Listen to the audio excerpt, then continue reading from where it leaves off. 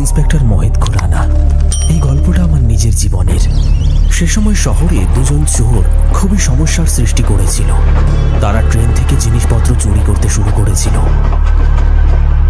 এই কারণে তাদেরকে ধরার উদ্দেশ্যে আমি একটা সাধারণ মানুষের পোশাক পরে ওই স্টেশনে পৌঁছে যাই।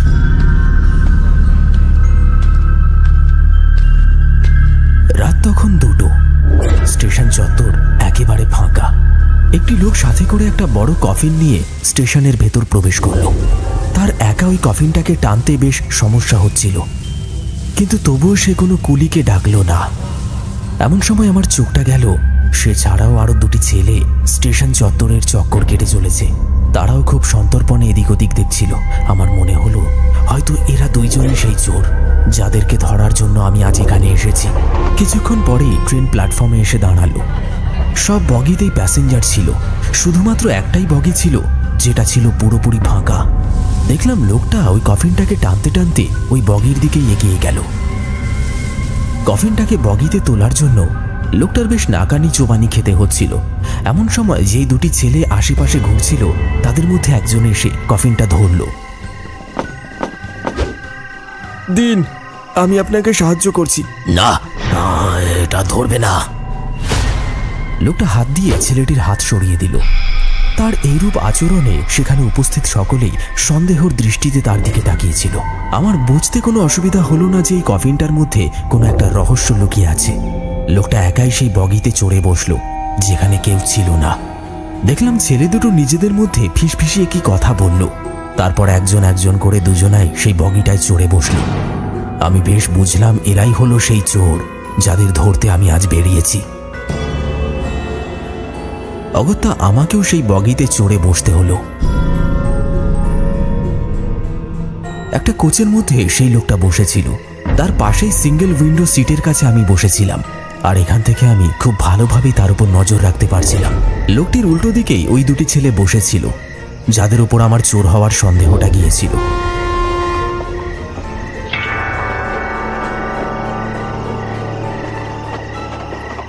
এবার আমি আমার চোখটা সামান্য বন্ধ করে ঘুমানোর নাটক করলাম, আর এইভাবেই ওদের ওপর নজর রাখতে লাগলাম। ছেলে দুটো কোনো না কোনো বাহানায় বারবার উঠে লোকটার দিকে নজর রেখে চলেছিল। কিছুক্ষণ পর লোকটা উঠে দাঁড়ালো, তারপর আমায় দেখল। সে হয়তো ভেবেছিল আমি ঘুমিয়ে পড়েছি, তাই সে উঠে টয়লেটের দিকে এগিয়ে গেল। তখনই ছেলে দুটির মধ্যে থেকে একজন হাসল। তাদের মধ্যে থেকে একজন টয়লেটের বাইরে গিয়ে দাঁড়ালো, আরেকজন সেই কফিনটার পাশে গিয়ে বসলো। তারপর সে তার পকেট থেকে কতগুলো চাবির গোছা বের করলো, যার মধ্যে অন্তত 20 থেকে 25টা চাবি তো হবেই।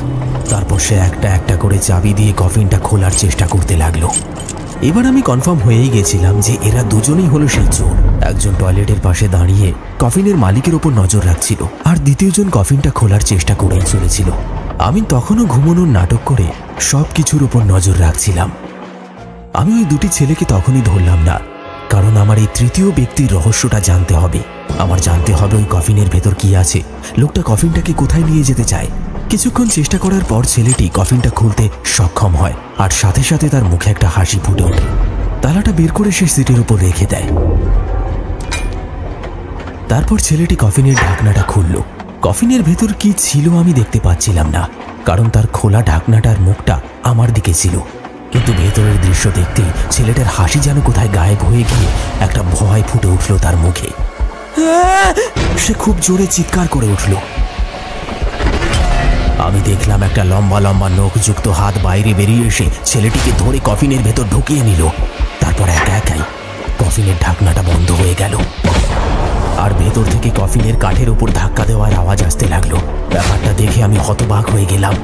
হয়তো আমার উঠে গিয়ে ছেলেটিকে বাঁচানো উচিত ছিল, কিন্তু আমি আমার জায়গা থেকে উঠতে পারলাম না। তখনই আমি দেখলাম দ্বিতীয় ছেলেটি খুব জোরে দৌড়তে দৌড়তে এখানে এসে হাজির হলো। তালা তো খোলাই আছে, এই রবি কোথায় চলে গেল বলে সে এদিক ওদিক দেখতে লাগলো।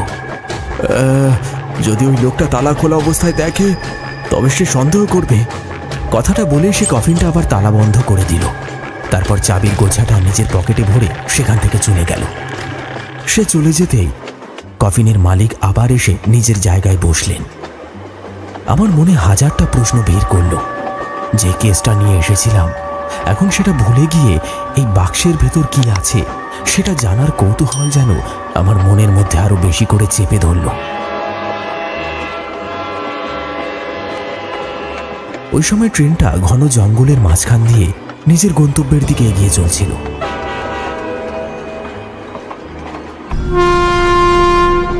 তারপর ট্রেনটা এমন একটা স্টেশনের সামনে এসে দাঁড়ালো যেখানে মানুষের কোনো অস্তিত্ব খুঁজে পাওয়া যায় না, একদম শ্মশানের মতন। না কোনো মানুষ ট্রেন থেকে নামলো আর না কেউ ট্রেনে ওঠার জন্য তৈরি ছিল। কিন্তু কেন জানি না লোকটা উঠে গেল, তারপর কফিনটা ধরে টানতে আরম্ভ করলো।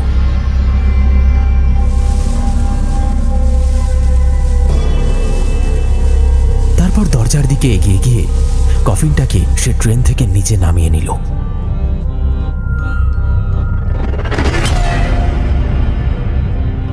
চারিদিকে ঘন জঙ্গল। লোকটা সেই কফিনটা টানতে টানতে ওই জঙ্গলের দিকে নিয়ে যেতে লাগলো। লোকটা চলে যেতেই আমি উঠে দাঁড়ালাম। তারপর সেই চোরের দিকে এগিয়ে গিয়ে বললাম,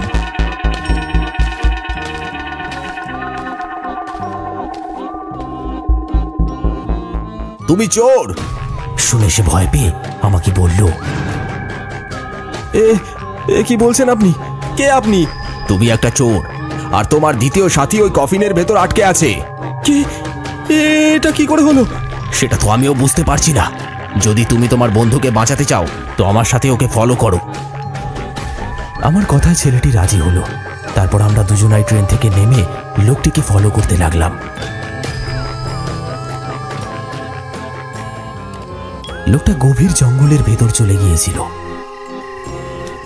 একজন অঘরী যজ্ঞকুণ্ডের সামনে আগুন জ্বালিয়ে মন্ত্র জপ করছিলেন। তার সামনে একটা কবরও খোঁড়া ছিল। বাবা, আমি ওকে নিয়ে এসছি, এবার আপনি বলুন কি করতে হবে। শুনে তান্ত্রিক চোখ খুললেন, তারপর বললেন, বিগত 3 দিন ধরে ওই কফিনেই ছিল তো? ও বাইরে আসেনি তো? আসেনি বাবা। যেরকম আপনি বলেছিলেন যে ওর শক্তিটা শেষ করার জন্য 3 দিন ধরে কোনো মানুষের মাংস আর রক্ত দেওয়া যাবে না, সেই কারণেই আমি ওকে এই কফিনে বন্দি রেখেছিলাম।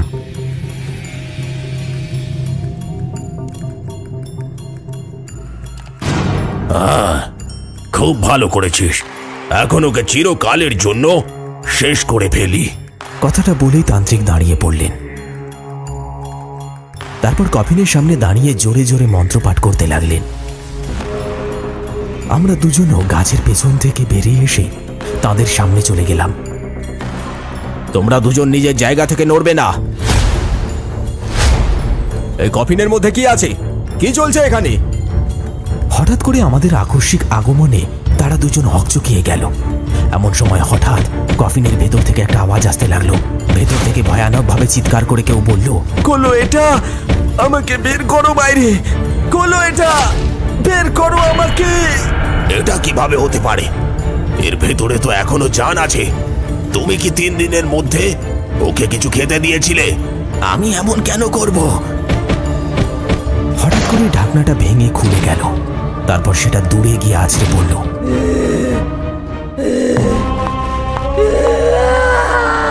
ওর ভেতর থেকে একটা ভয়ঙ্কর দেখতে ডাইনি উঠে বেরিয়ে এলো।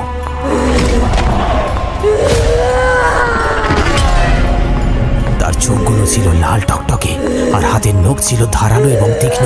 সে একটা লাল রঙের শাড়ি পরেছিল আর ভয়ানকভাবে চিৎকার করে চলেছিল।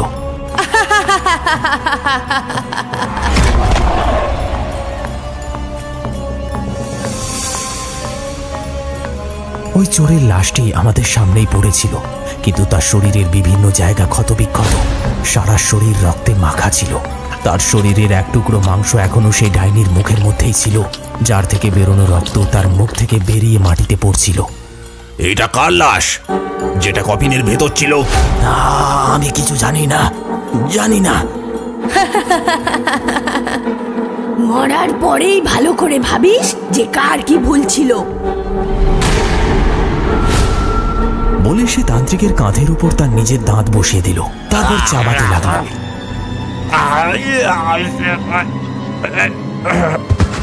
ওই লোকটা পালাতে চাইল, কিন্তু ডাইনি তার হাতটাও চেপে ধরল। তারপর তার শরীরেও কামড় বসাতে লাগলো। সে ওই লোকটিকেও ভয়ানক মৃত্যুর মুখে ঠেলে দিল। তারপর আমার দিকে তাকিয়ে এক ভয়ানক ভাবে হাসতে আরম্ভ করলো। তারপর মুহূর্তের মধ্যেই আমাদের দিকে এগিয়ে এসে ওই দ্বিতীয় চোরকে ধরে তাকে মৃত্যুর ঘুম পাড়িয়ে দিল। আমি হতভম্ব হয়ে সেখান থেকে দৌড়ে পালানোর চেষ্টা করলাম, কিন্তু পর মুহূর্তে ওই ডাইনি আমার সামনে এসে দাঁড়ালো। আমি বুঝে গিয়েছিলাম যে এবার আমার বাঁচাটাও আর সম্ভব নয়, কিন্তু সে আমার গলা জড়িয়ে ধরল। আমি ভীষণ অবাক হয়ে গেলাম। তারপর যখন সে আমায় ছেড়ে দাঁড়ালো, ততক্ষণে সে একটা খুব সুন্দর মেয়েতে পরিবর্তন হয়ে গেছে। যে লোকটা কফিনে করে আমাকে এখানে এনেছিল সে আমার স্বামী ছিল। যখন সে জানতে পারলো আমি একজন ডাইনি, তখন ও আমায় মেরে ফেলার পরিকল্পনা করলো। কিন্তু এর পরিণতি কি হলো তুমি দেখতেই পারছো। এখন তোমার কাছে শুধু দুটো রাস্তা, হয় আমায় বিয়ে করো, আর নয়তো তুমিও ওদের মতো একটা লাশ হয়ে এখানে পড়ে থাকো। আমি বুঝে গেছিলাম যে সে আমায় জীবিত শুধুমাত্র এই কারণেই ছাড়তে চায়, যাতে সে আমার সাথে বিয়ে করে শহরে থেকে তার শিকার করতে পারে। আমিও আমার নিজের প্রাণের ভয়ে তাকেই আমার স্ত্রী হিসেবে মেনে নিই। তখন থেকে সে আজও আমার সাথেই থাকে, আমার স্ত্রী উর্বশীর রূপে। বর্তমানে আমি একটা কেসের ওপর কাজ করছি। শহরে প্রত্যেক দুদিনের মধ্যে একটা করে খুন হচ্ছে, কিন্তু এই কেস কখনোই সলভ হবে না। কারণ যে ইন্সপেক্টর এই কেসটাকে সলভ করবে, সে সত্যটা কখনোই কারোর সামনে আনতে পারবে না।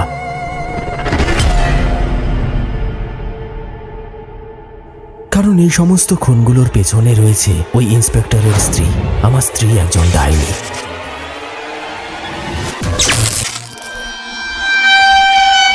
গল্পটা ভালো লাগলে লাইক, কমেন্ট, শেয়ার করে দিন। আর নতুন গল্পের নোটিফিকেশন পেতে সাবস্ক্রাইবের পাশে বেল আইকনটা প্রেস করে দিন।